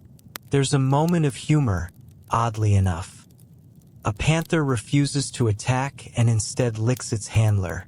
The crowd laughs, and a poet near you scribbles something about fate and irony. Even in death games, Rome finds time for a punchline. Then come the executions. Not swift, merciful beheadings. No, these are theatrical. Criminals dressed as mythical figures, forced to reenact legends, with deadly endings. One man plays Icarus, strapped to feathered wings, then thrown from a platform. Another is Orpheus, torn apart by trained panthers as the crowd hums a funeral tune. You want to look away, but you don't, because no one else does, and you can't be the only one who blinks. A mainstream fact, quietly woven into the background. Emperors often attended these games to boost popularity. Even the famously philosophical Marcus Aurelius made appearances. But it wasn't just for show. Sponsoring games was a civic duty for the wealthy elite. Cost a fortune, but the social clout was worth it. Your host points out the emperor's box. Empty today, but elaborately decorated. Beneath it, the hypogeum, the underground chambers that house animals, lifts, and gladiators. A whole other world hidden beneath the sand.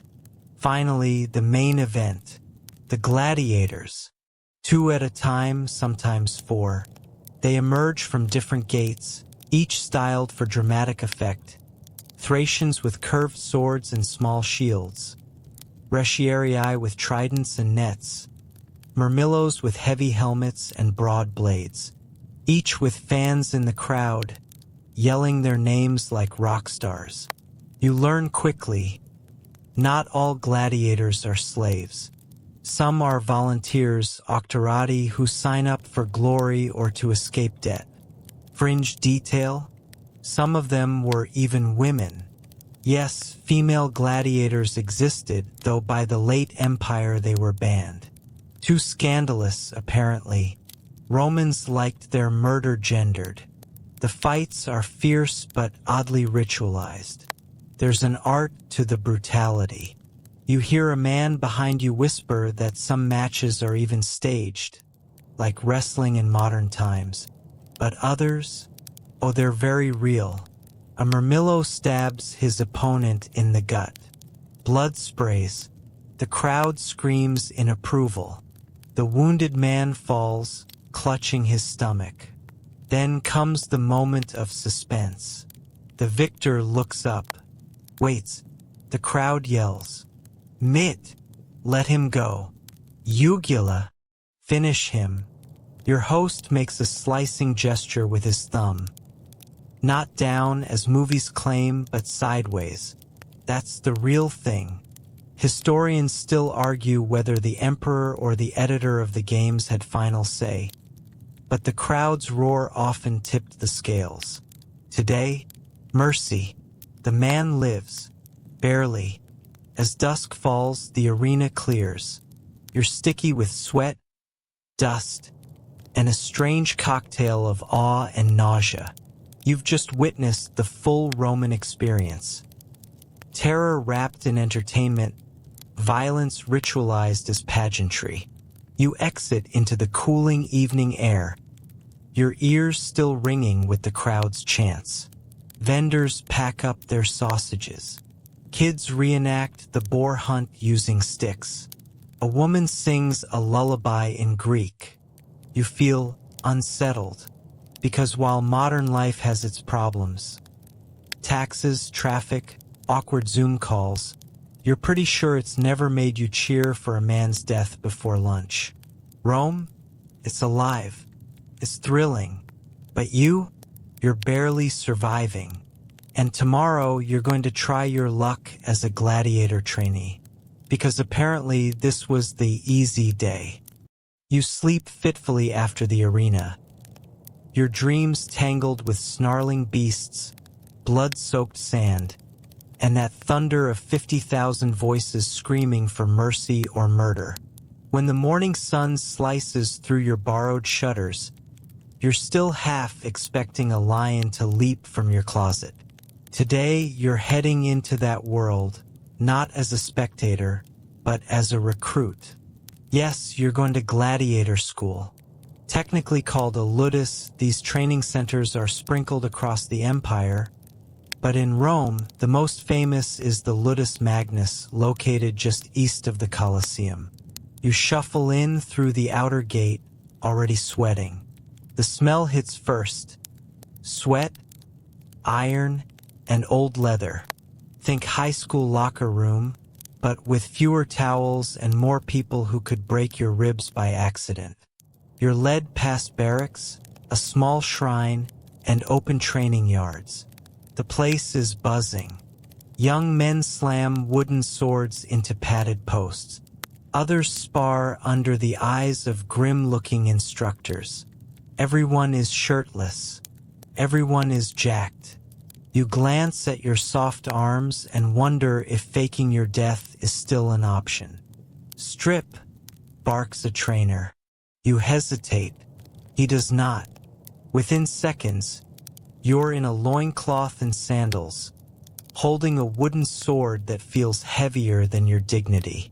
The trainer, whose nose is bent at 3 different angles, explains that today you'll be learning the basics.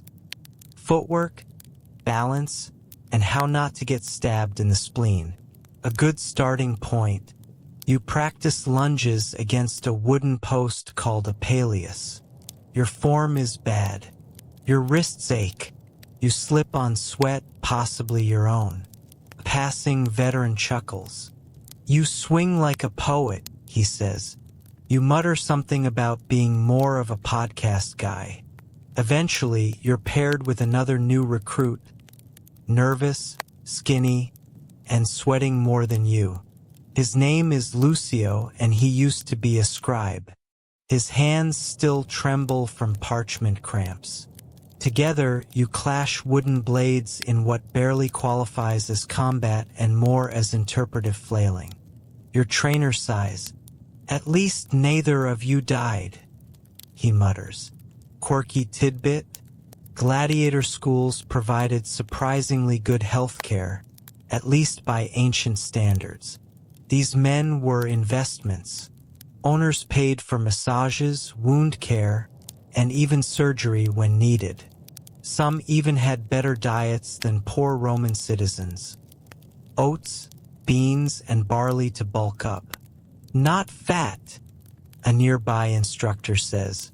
Big, like bulls. The real goal wasn't speed, but size and stamina.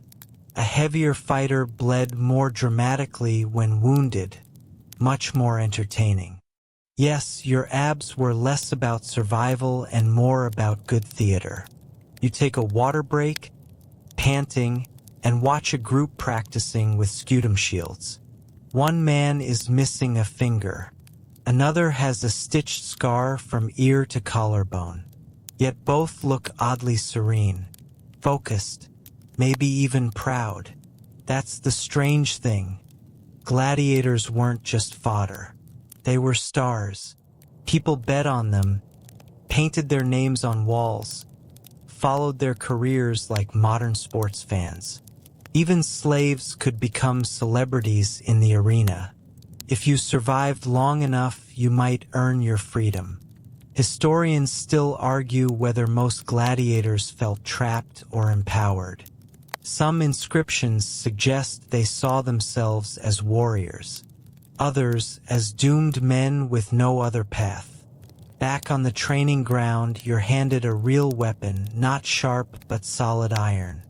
It makes your arms droop like spaghetti. Lucio's eyes widen. "Don't drop it," he whispers. "They say dropping your sword 3 times means they take your food. You don't drop it. Barely. Lunch is a thick porridge and a slab of lentil paste. Not terrible. You're allowed to sit in a shaded corner. One older fighter joins you, missing teeth, half an eyebrow, and more muscles than sense. He used to be a soldier. He says the arena's better than war. At least here, they cheer when you kill someone. He laughs. You don't. The afternoon session is grueling. Shield drills, dodge rolls, and the oddly graceful art of dramatic dying. Because in Rome, even death has choreography. Theatrics matter. The crowd loves a good fall. Arms splayed, head back, slow crumple to the sand. If you die well, they remember you. If you trip and whimper, they laugh. You're starting to get it now. The ludus isn't just about training for combat. It's about crafting a persona. Each gladiator had a role. The nimble retiarius, the brutal secutor, the elusive Dymacharis with dual blades. They weren't nameless killers, they were characters in a living drama. Another fringe fact? Gladiators had fan clubs. Wealthy women sent love notes. Some even hired artists to sculpt wax figures of their favorite fighters. Your trainer snorts. They love you when you win. They forget you when you bleed. By late afternoon, your muscles feel like boiled barley. You've earned 6 new bruises and the grudging respect of one instructor. You haven't been killed, fainted, or cried, which, by Roman standards, makes you elite. You're allowed a short visit to the armamentarium, a dark, iron-heavy room where actual weapons and armor are stored. You see helmets shaped like fish, shields taller than toddlers, and nets weighted with lead. Each piece is designed to both protect and highlight vulnerabilities. It's a psychological game. Make the crowd hold its breath. As you walk back to the barracks, a bell rings, the end of the day. Recruits stagger in, some limping, others laughing. The camaraderie is real. You sit beside Lucio, share a piece of fig, and try to ignore the stabbing pain in your shoulder. Then the lanista, the manager of the ludus, steps in. A former fighter himself, he surveys the group like a lion eyeing cubs. "Big games coming next week," he announces. 3 of you will be chosen. Everyone goes silent. You pray you're not one of them, but you also wonder, could you do it? Could you stand in the arena, all eyes on you, sand under your feet, and survive? Would they cheer? Would they remember? As darkness falls, you lie on a thin mat, the stars hidden behind dusty rafters. Every muscle screams, but inside something sparks. Not confidence, not yet, but curiosity. You came here to survive a day. Now you're starting to think about legacy. The next morning, your ribs creak like floorboards. It's only your second day at the ludus, but your body already feels like it's aged 20 years and been used as a battering ram in between. You roll off your mat with a groan, and for a fleeting moment, consider escaping through a window. Then you remember, the windows are barred, and your legs barely work. Plus, you'd probably get tackled by that one guy who looks like a human battering ram. You stumble outside into the training yard, where the air already hums with tension. The 3 chosen names for next week's arena bout are going to be announced. And yes, lucky you, your name is on the list. The Lanista, who grins like he enjoys watching people receive terrible news, simply shrugs. You didn't die yesterday. That qualifies you. Lucio, your fellow newbie, shoots you a mournful glance. His name wasn't picked. He mouths sorry, like you're headed to a slow-moving blender. Today's training shifts focus. Now it's less about learning the basics and more about preparing for a show. Because make no mistake, this is theater with swords. Your assigned weapon, a trident. Your trainer nods, impressed. You'll be a retiarius, he says. Light, fast, flashy. You eye the net in your other hand with deep skepticism. It looks like something a seafood restaurant might drape over a nautical-themed wall. You'll face a secutor, he continues. Big shield, sword, heavy armor. You blink. Isn't that wildly unfair? He grins. Exactly. That's the fun. And so your new routine begins. Hours of rehearsing net throws, footwork, dodges, and how to jab with a trident without impaling yourself. The retiarius is the underdog of the arena. Agile, improvisational, hated by some, adored by others. Fringe fact: many Romans looked down on this fighting style. Too unmanly, they said. Too Greek.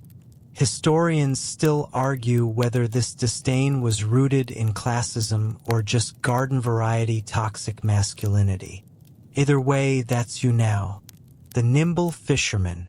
You learn to bait, to sidestep, to lunge like a dancer. The secutor you'll face? His name is Vero, and he is, to put it lightly, a wall of gristle. The man could probably bench press a horse. He's been in 10 matches, won 8, lost 2, both of which he walked away from. Great. During water breaks, you overhear other gladiators gossiping about rigged fights, about bribes to the editor of the games, the guy who stages them, about matches that were stopped if the crowd got bored. Sometimes skill mattered. Sometimes it didn't. The audience, after all, was judge, jury, and screaming executioner. And what did they want? Drama, emotion, surprise. You're not being trained to win. You're being trained to perform. Back in the barracks, you catch glimpses of rituals before a match. Veterans rub lucky charms. One guy talks to a statue of Mercury like it's a therapist. Another sharpens his blade and sings a lullaby to it. A kind of pre-game madness grips the place, half religious, half mental survival. The day before your match, you're taken to the Sagittarius, a scribe who prepares death records. He asks your name, your homeland, and whether you want a short or poetic epitaph in case you die. You stare at him. I'm not dying tomorrow, you say. He shrugs. Everyone says that. He writes something anyway. That night, you barely sleep. The collegia, gladiator brotherhoods, throw dice in the corner. Someone's snoring sounds like a funeral dirge. You lie awake, tracing the lines on your palms, wondering how many more you'll get to make. At dawn, you're marched back to the Colosseum. Not as a guest this time, but through a different gate into the underworld beneath the sand. The hypogeum. It's dark, cool, laced with the quiet rustle of animal cages, the metallic clatter of armor, and prayers whispered in Latin, Greek, and languages you don't recognize. One man presses his forehead to the stone. Another draws a circle in charcoal and steps into it. The priest comes. He anoints you with oil and wine. You're reminded of the arena's origins. Not just sport, but sacred offering. This is ritual, sacrifice, theater, and your body is the prop. You are given your gear, light armor, net, trident, dagger. Feels different now. Not like training equipment, but like fate in metal and rope. You wait. Then the gate lifts. Light floods in. Noise, thunderous, surges through the corridor. And you step out into the arena. You squint against the brightness. The crowd looms above like a living wall. They chant something, maybe your name, maybe not. You don't hear it clearly. Your ears ring with adrenaline. Across from you, Vero enters. He wears a mask-like helmet, almost no eye holes, designed to intimidate. His shield gleams. His sword is already blood-stained, probably for effect. The referee raises his hand. Silence. Then the signal. Begin. You circle each other slowly. He lunges. You dodge. You throw your net. Miss. He charges. You dive. Sand scrapes your arm. You roll up, stab low. Hit shin armor. He swings hard. You parry. Just barely. The crowd cheers louder. You feint left. He bites. You leap right and jab your trident into his side. It grazes skin. He stumbles. His helmet slips. You have 1 second. You raise the trident, then freeze. Because this is the moment. Kill him? Spare him? No, that's not your call. You look up. The crowd roars. You can't tell what they're saying. It's a blur. Noise. Hands. Motion. Your whole body shakes. Finally, the referee steps in. Spared, he declares. Vero lies on the ground, bleeding but alive. You back away, breathing like you've swallowed fire. 2 guards help him off. You're ushered through the exit gate. The audience's roar fades like a wave pulling back. And just like that, it's over. You did it. You survived. Your trainer claps your shoulder. They liked you, he says. And for a moment, you believe it. You're not just a tourist now. Not just a tag-along from the future. You were part of it. Part of the spectacle. You entered the arena, and they didn't laugh. They didn't boo. They watched. And maybe, just maybe, you mattered. You walk back to the Ludus on legs that barely feel like they belong to you. Less walking, more swaying, like your limbs are still unsure if they're meant to carry you or collapse. Your trident has been taken. Your net folded away. But your name now echoes around the yard like a whispered rumor. You were fast. Someone mutters as you pass. Should have finished him. Another grumbles. You're not sure what to make of either. Lucio greets you with a fig and a sheepish grin. I told them you'd live, he says, like he had any real money riding on it. You flop beside him, letting your head fall back against the sun-warmed wall. For the first time since this whole Roman nightmare began, the tension in your chest actually loosens. Just a little. You're alive. You were in the Colosseum. You faced an armored mountain with a sword. And you lived. It's early evening when the Lanista calls for you. You're ushered into his office. Less office, more dark stone room filled with scrolls, amphory, and the lingering scent of old leather. He pours himself wine, gestures at you. You did well, he says, not warmly. More like a blacksmith admiring a sword that didn't break. He tells you the crowd enjoyed the match. Some even asked your name. One woman apparently offered a coin to meet you, fringe tidbit. Upper-class Roman ladies were notorious for gladiator crushes. Historians still argue whether these relationships were romantic, transactional, or just status-driven spectacles of their own. He offers you a choice. Stay. Keep training. Become a real retiarius, not just a last-minute stand-in. Or leave. He doesn't say where leave takes you. He just raises his eyebrows and waits. You say you'll think about it. He nods. Don't take long.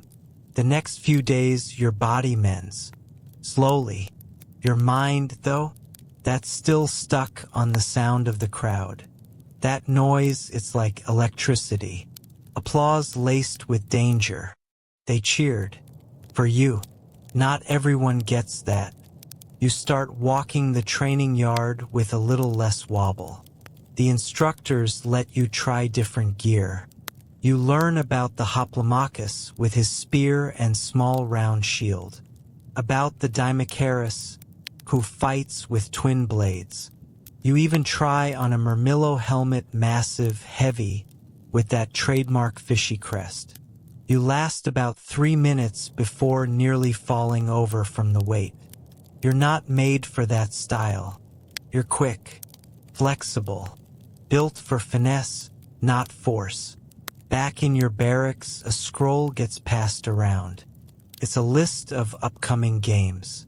And next to it, a roster of potential matchups. Your name's not on there yet, but you can feel it coming.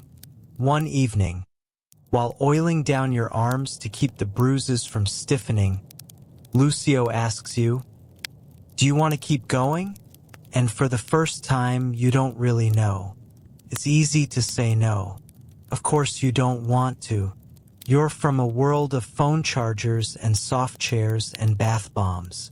But it's also hard to say no, because in a weird, disorienting, upside-down way, this life makes sense. There's clarity here. You know who you are, what you have to do, and what happens if you fail.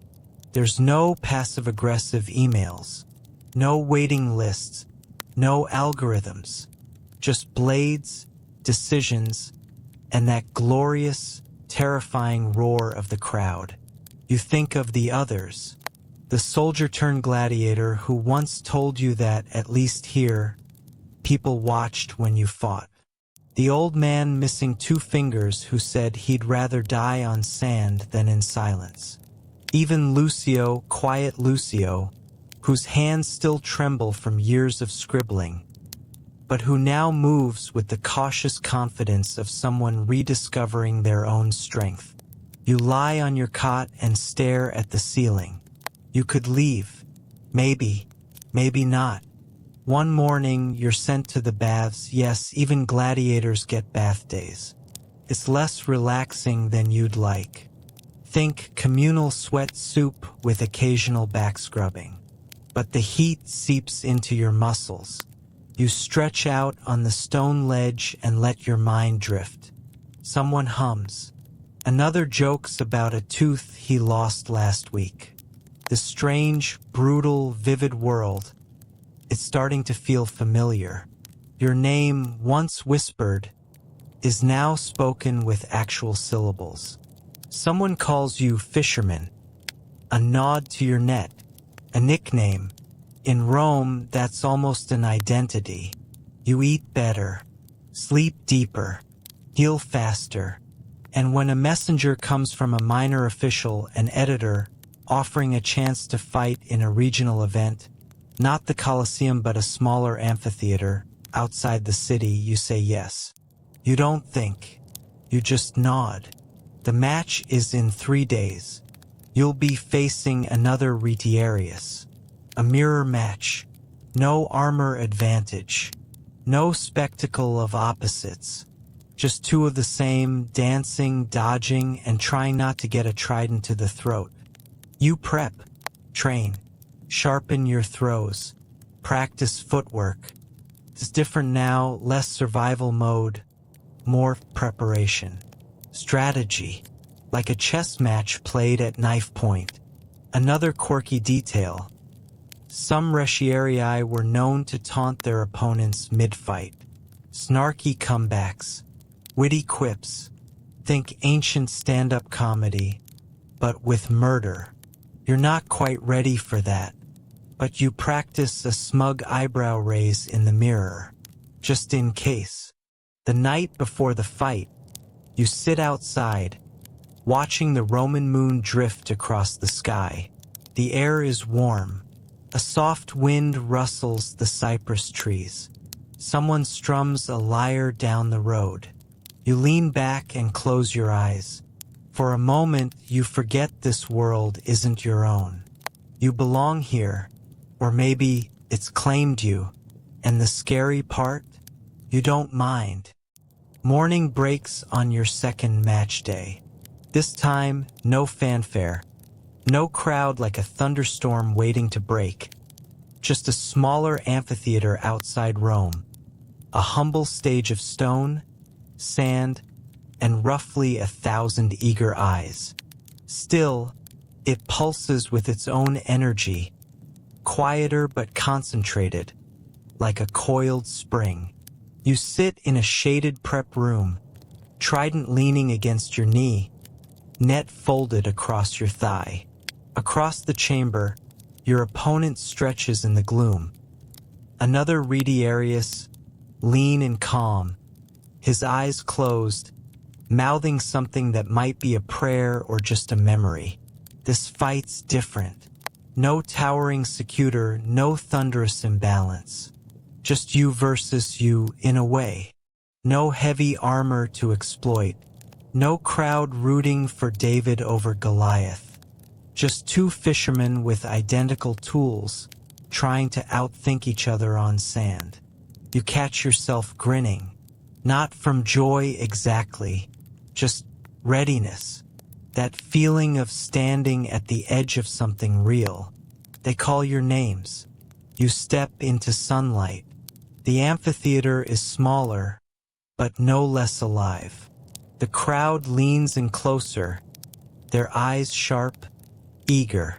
Here, you're not some novelty act. You're a competitor. The referee speaks, barely heard over the hum of expectation. Then the signal. You move first, testing the distance, circling. Your opponent mirrors you, matching step for step, net raised, trident low. For a beat, you feel like you're sparring with your own shadow. He feints left, you slide right. He swings the net, you duck under and counter with a jab to the side. Clips his ribs, drawing a shallow scratch. The crowd stirs. He grins now. Fast, he says. You shrug. That's the idea. You trade moves like chess players, not warriors. Every motion is a gamble. Every twitch a tell. Sweat slicks your back. Sand stings your ankles. Your breathing slows, not panicked like before, but measured, controlled. He spins low, trying to tangle your legs with his net. You leap, twist, land hard, roll, then pop back up and lunge, trident aimed for his chest. He catches it on the shaft of his own. The audience gasps, and for a few perfect seconds, the world shrinks to 2 men and 4 weapons. You press forward. He slips. Your net flies, catches his leg. He stumbles but recovers, cuts the net with his dagger. You both retreat, panting. The referee glances to the crowd. A voice yells, "Again!" You charge. This time you spin, trident out wide, net feinting high. He bites. Too slow. You sweep low and catch him clean in the thigh. He crashes to the ground, net fluttering from his hand like a dying flag. The crowd roars. You raise your trident and stop. He lifts his chin. He's not begging, just waiting. It's the same moment you faced with Vero, but different now. You see him not as an opponent, but as a mirror. a version of you that zigged instead of zagged, who made it this far just like you. You look up, the crowd waits, and then slowly you lower the trident. You step back. He nods. The referee nods too. Match concluded. No kill. No need. The crowd cheers not for blood, but for the dance. For the intelligence. The restraint. You leave the arena not as a killer, but as something else. A tactician. A performer. Maybe even a professional. You return to the ludus that evening carrying your trident, your net, still intact, and something else too. Something you didn't expect to find. Belonging. A week later, a man visits. Dressed in fine robes, a stylus tucked behind one ear. He speaks to the lanista, then turns to you. You've been invited to join a special exhibition match. No death, no risk. Held at a senator's private estate. High society. Silver dishes. Wine. Safe conditions. One-time deal. You say yes. The exhibition is surreal. You fight on manicured sand, under silk awnings, with live music playing softly in the background. Afterward, they feed you spiced figs and ask you where you trained, what you think of Roman politics, you dodge that one, and whether you'd consider more events like this. Later, the senator's aide quietly asks if you'd be willing to teach.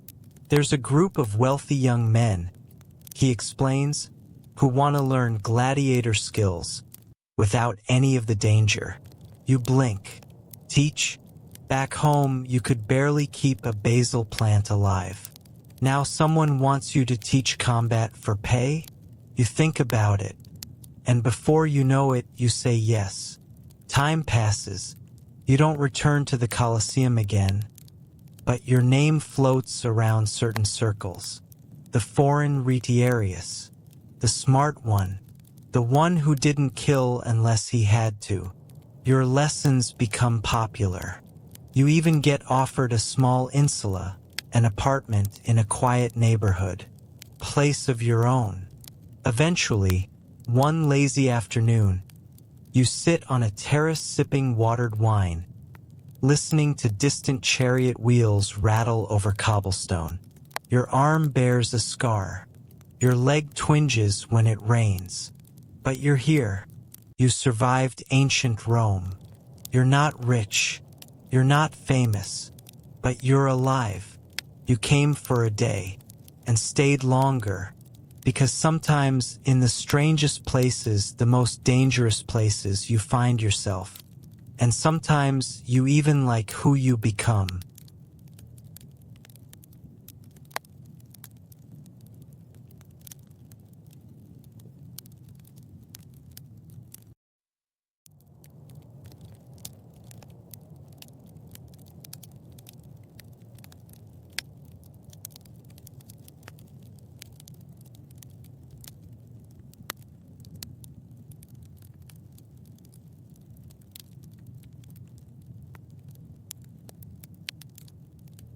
And now, as your breath softens, let's leave ancient Rome behind.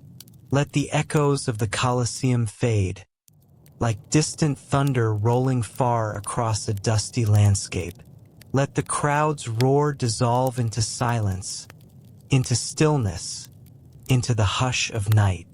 Picture yourself stepping away from the arena gates, walking a quiet path through olive trees, your sandals brushing dry grass, the sun setting warm behind you. You made it, not just through the blood and sand, but through the fear, the uncertainty, the sharp edges of a world that never promised fairness. You walked into a time and place where survival was an art, and somehow you painted your way through it. Feel the weight of the trident slip from your hand. Let the net unravel, fall away. You don't need it now. You don't need the armor, the training, the watchful eyes of the crowd. You don't need to perform. Not tonight. Tonight you rest. Breathe in. Slow. Gentle. The air smells of warm stone, crushed herbs, and the faint sweetness of victory. Not the kind earned with a blade, but the quiet kind. The kind that says, "You were there, and you are still here." Let your eyes close. Let the world fade. No more sand. No more sweat. Just the soft hum of memory and the steady rhythm of sleep as it takes you gently by the hand. You did more than survive a day in ancient Rome. You lived it. You wore its dust, you tasted its fear, and still you made it home. Good night, traveler, and sweet dreams.